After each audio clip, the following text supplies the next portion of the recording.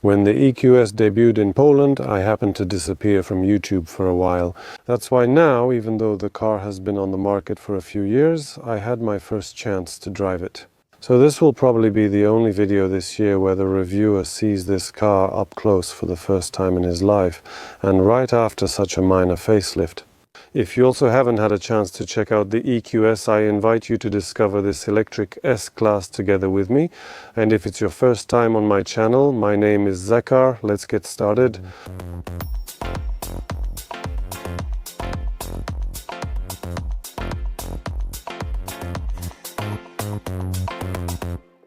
An electric S-Class? Yeah, right.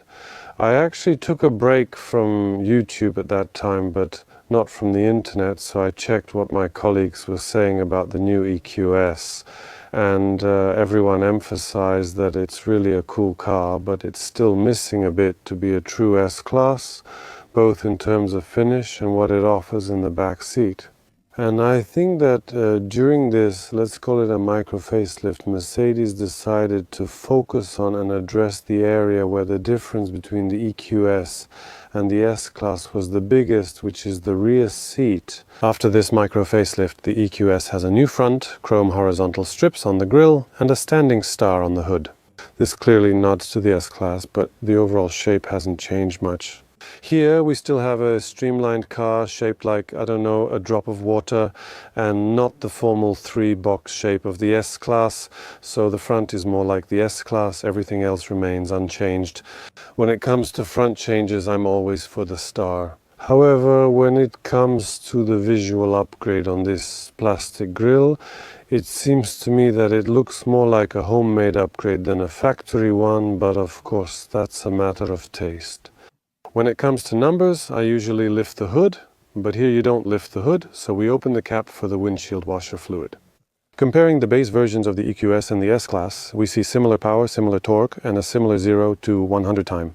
Both cars are rear-wheel drive, but the gasoline one is faster and much more expensive. However, even when comparing the more powerful versions like the 580 in both, the price difference remains. The cheaper car stays cheaper. However, the electric car is in no way inferior. In fact, it's often even better.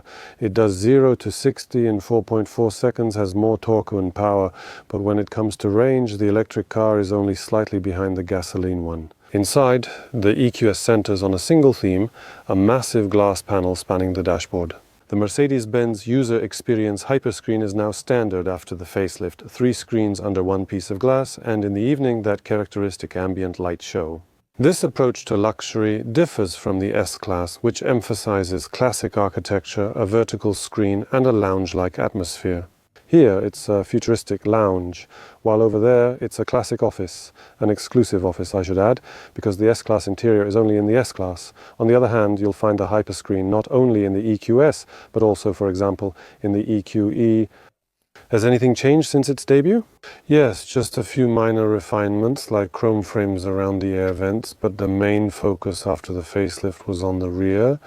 Here, the materials have also been improved, like the finish on the back of the front seats, but importantly, the rear seats have been changed. This is the point where the EQS caught up with the S-Class.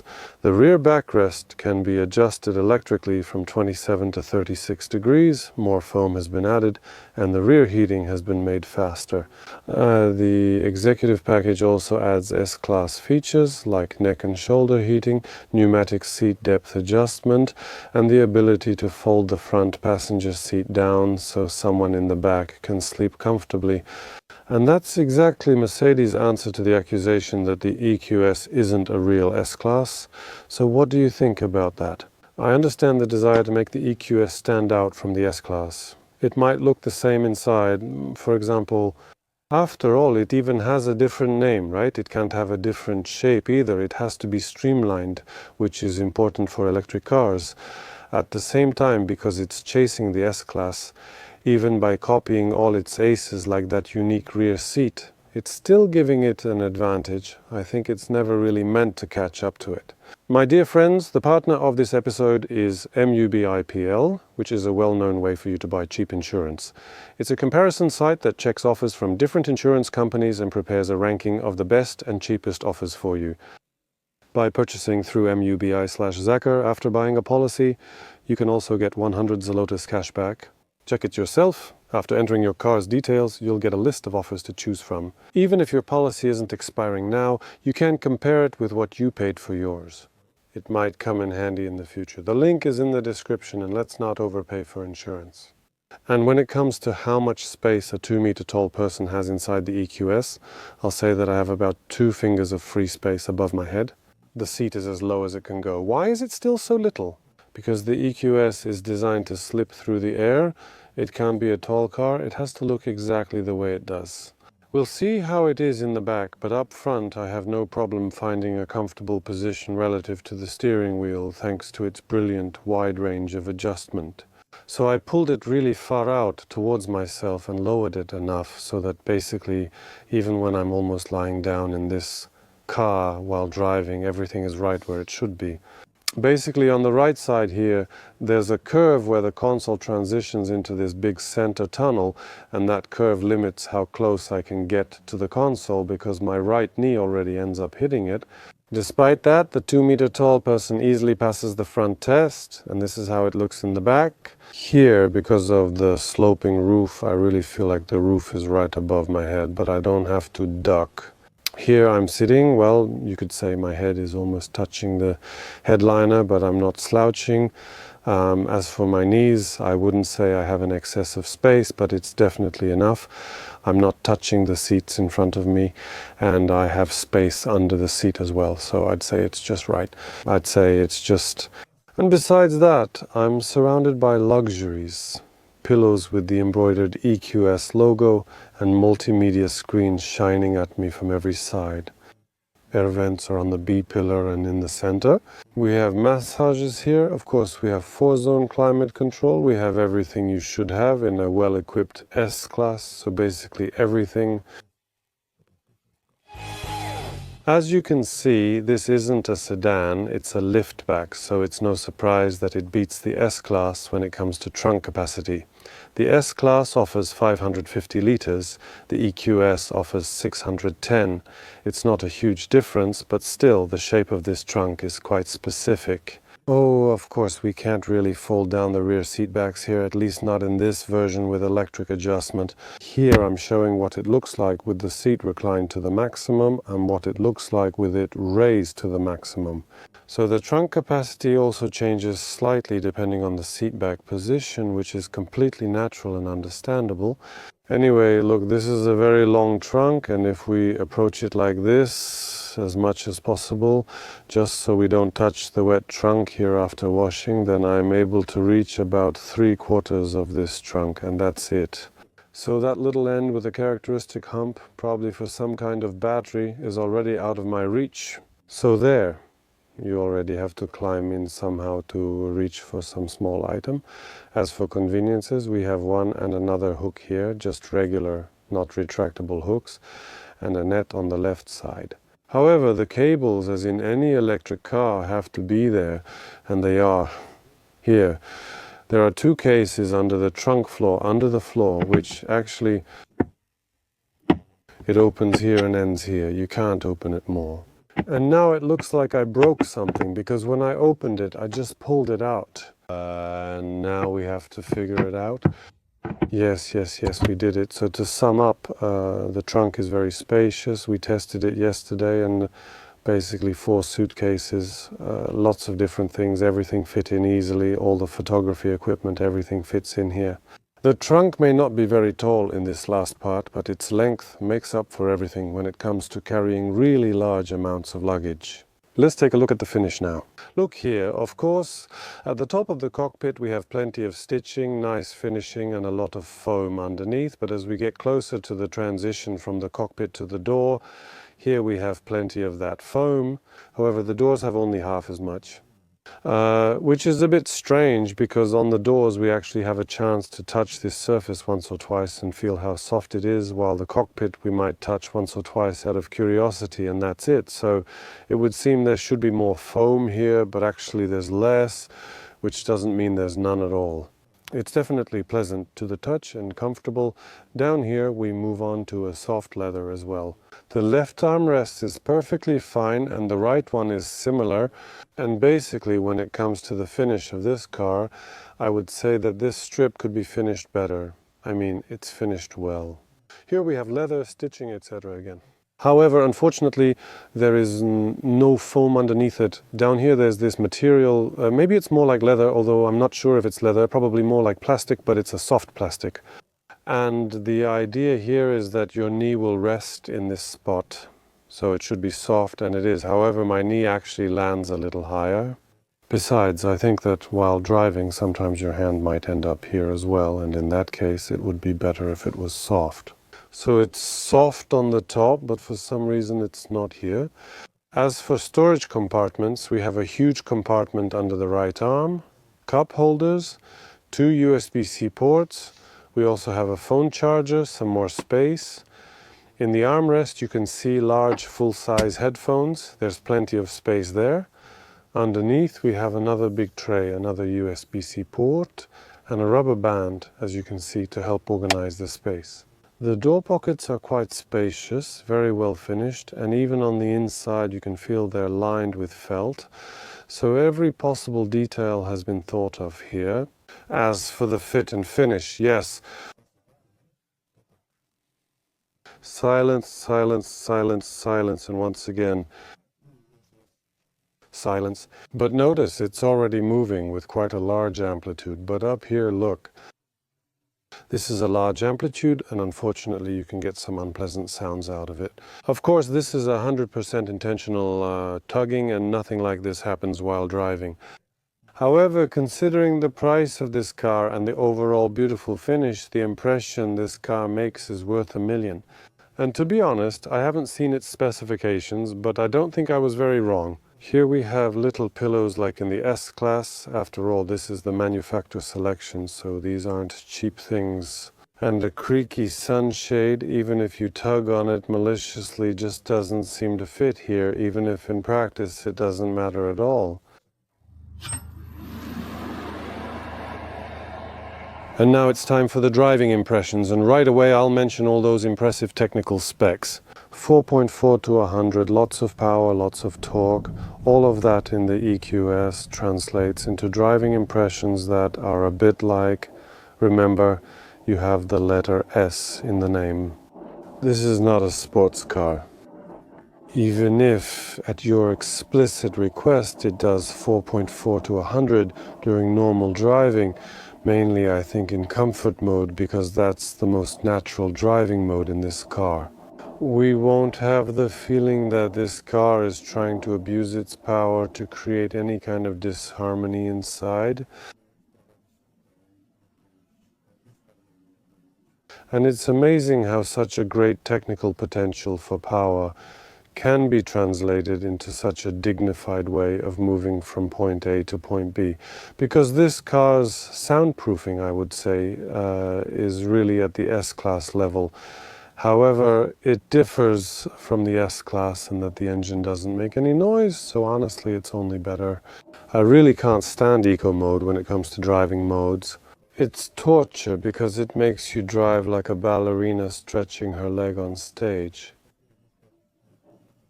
And here, to get any kind of acceleration, you have to keep pressing, pressing, pressing, just like a ballerina, because this car simply ignores our requests. That's how eco it is. Eventually it does speed up, but I didn't have that much patience. You just can't drive like this, although I do appreciate such possibilities, such extreme possibilities. Because if someone had to reach a charger with barely any range left, I think they'd be glad to have this kind of adjustment range. And then we have the sport mode, which, well, once I turned on the sport mode, it's just fantastic. When it's eco, but when it's sport, you hit the gas and then it really kicks. Not as much as the BMW i5, which literally snapped your neck, and maybe not so intensely that your inner ear starts to go crazy. But still, the change in its character from comfortable to sporty is clearly noticeable here. It's great that we have 3 very different modes here. not just to have any choice, but to actually change the character of this car. I've just entered the highway, so I can accelerate to 140. Listen to how quiet it is at 140. Yes, this is how quiet it is at 140, whether you're driving at 120 or 140. There's basically almost no difference when it comes to extra turbulence, noise or sounds coming from the mirrors or the A-pillars. Nothing, it's just symbolic, I don't know. Now I'm driving at 120 again and it's practically the same noise level. The soundproofing is really brilliant. And that's where this rounded silhouette comes in handy, which doesn't generate resistance and makes this car use a reasonable amount of energy, in my opinion. And as for the measurements, well, at 120 this car uses 20 kilowatt hours. Let's say it's not yet at the level of Lucid Air Pure, but 20 allows it to easily go over 500 kilometers, and with a bit of effort, over 600 kilometers on a single charge. That's a good result, but at 140 it's already at 25 kilowatt hours per 100 kilometers. And here, of course, the range drops to, let's say, something between 400 and 450 kilometers. That's how I would estimate it. However, I mentioned this acceleration of 4.4 to 100. That's the data provided by the manufacturer. I measured this car a few times myself, and the result is pretty consistent, around 4 seconds. So, this car is clearly faster than what Mercedes itself claims in the documentation, which is definitely a good thing. And it's even more impressive how smoothly and gently it drives, considering it has such great potential. But man doesn't live by highways alone. In the city, this car is also surprisingly impressive. Because considering it's 5 meters 20 centimeters long and has a wheelbase of 3 meters 20, the maneuverability of this car in the city is impressive. I mean, obviously you can always find a car that does it even better, but 10 degrees of maximum rear wheel steering gives it the maneuverability of a compact car. So, near my house I can do maneuvers on the roundabout without any corrections. I don't have to do it in 2 or 3 moves. I just do it as if I were riding a bicycle. 50 kilometers per hour. The noise was actually made by my acceleration meter for 0 to 100, but the car was in sport mode and it made a really sharp move to the left, then to the right. And like every electric car, I'm not just talking about Mercedes here. Basically, it remained unfazed during this kind of maneuver because the center of gravity, which is quite heavy, after all this car is half a ton heavier than the S-Class, is so low here that the car performed my maneuvers back and forth completely unfazed and basically just kept going. You could say there's nothing to talk about. And if I had to complain about anything here, I would say that the steering system offered a bit more resistance than I expected. However, it wasn't a barrier to overcome, it was just heavier than I expected. I actually did this in sport mode. In comfort mode, the same maneuver comes with a bit more body roll, but without that unnecessary resistance in the steering wheel. And again, this confirms the very wide range of character this car has. I wanted a sporty drive.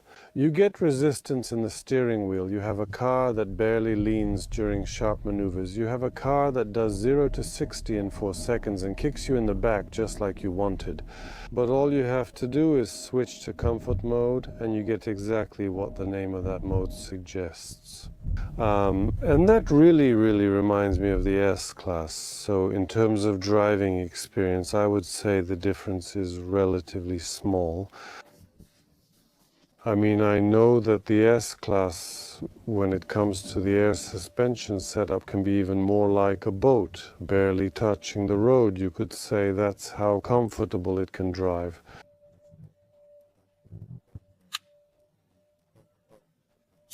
But these are no longer critical differences that would make me say something like, oh no, this is not an S-Class. In this respect, I think that when it comes to road behavior, the EQS actually has slightly greater capabilities than the combustion engine version, thanks to its technology, which really shouldn't be surprising.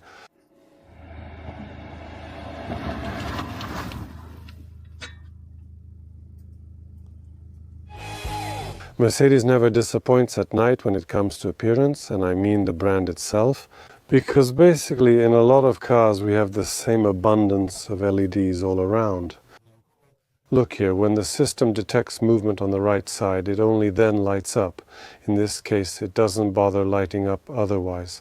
From every side, from every gap, the right LED sticks out, which lights everything up in the appropriate color, of course. And I'm not even talking about the colors I've set, but also about the colors that have meaning, right? It can warn with a red color, it can soothe, it can entertain, it can please, basically anything we want.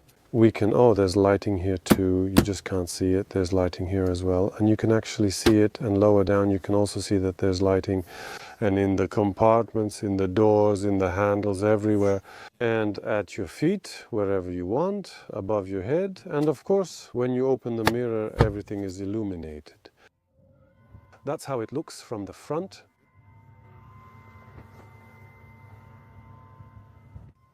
And that's how it looks from the back. The handles also light up with the Mercedes-Benz inscription. Just so you know, all of them, of course, 4 in total. Some images are also projected onto the road around, so it's fun in the middle and it's fun outside here too. There's one more talent of this car that I'd like to talk about. I wouldn't have mentioned it a year ago because I would have thought it was completely natural. That's always the case, so what's left to discuss? However, this year I tested so many Chinese cars, all of which have these advanced driver assistance systems packages. That is, assistants that keep us in the lane, monitor the distance, make sure we're not looking right or left for too long, and so on. All of this is so sharp and, well, sometimes overly zealous that it seems that after switching to a car that obviously has a full set of these systems, probably everything ever invented in the automotive industry, and yet you can hardly feel their presence here. In fact, there's really only one moment, one situation where the assistance reaction is very decisive, and that's when we're approaching another car faster than it considers a safe closing speed. And then we get an audible signal, and we also see special lights projected onto the asphalt with an additional symbol, but we also feel the seatbelt tighten instantly. And all of this combined gives a bit of an overzealous effect, especially since we're in control of the situation and we know we're about to brake. But if someone forgot, it really will be a clear signal for them, noticeable with all their senses that something is happening and they need to focus. However, the contrast between this decisive reaction to such a situation and the fact that all the other assistants are here but don't get in the way is really pleasant, European, not Chinese, where every assistant tries to march ahead, be first, and show that they're the most important and the most needed. In this car, where things occasionally beep and flash, everything feels just right. And in situations where safety and the whole car really matter, the reaction is also very decisive. Just an additional comment. So, is this now the S-Class of electric cars? After the facelift, the EQS is closer to the S-Class, especially with its improved rear seat, but is the S-Class at risk? I don't think so. The S-Class is not just a symbol of luxury, which the EQS has obviously approached, but also of style, which, as you can see in the electric version, has to be more subordinated to aerodynamics. But also freedom, which is harder to justify and defend when you see the chief executive officer waiting at a charger, which is why I would rather describe the EQS as the chief executive officer's second car. It won't lack anything except for priceless time. I know I'm exaggerating, it's just a 15-minute charging difference, but for people paying tens of thousands of zlotys monthly for a lease, even 15 minutes can matter. Thank you for watching this episode. Remember to subscribe and see you in the next videos. Bye.